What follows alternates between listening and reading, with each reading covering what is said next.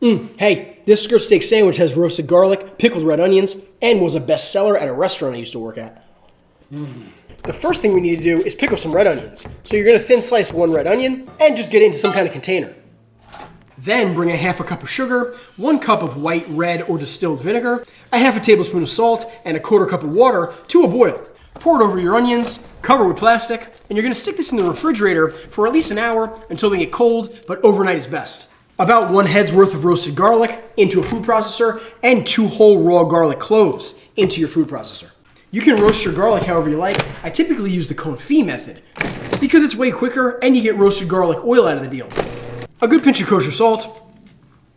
Just place your garlic cloves in a pan, cover them with oil, and cook them on low until the garlic cloves turn tan. Take it off the burner, let them cool, strain the garlic cloves out, and you got roasted garlic.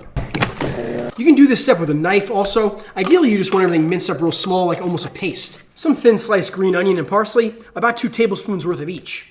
Then about 1 cup of your favorite mayo. This can be homemade also, there's no judgments here.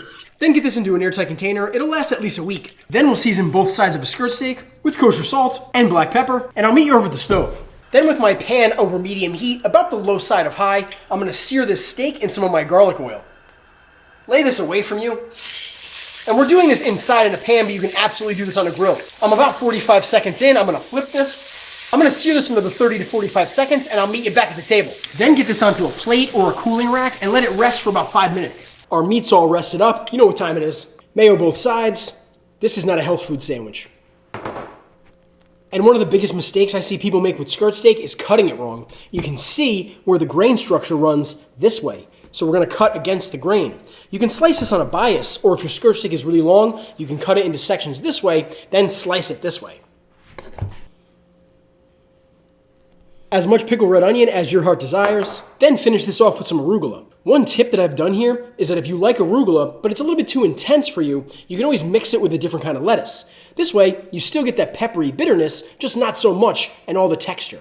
And follow me if you don't see enough good steak sandwiches around.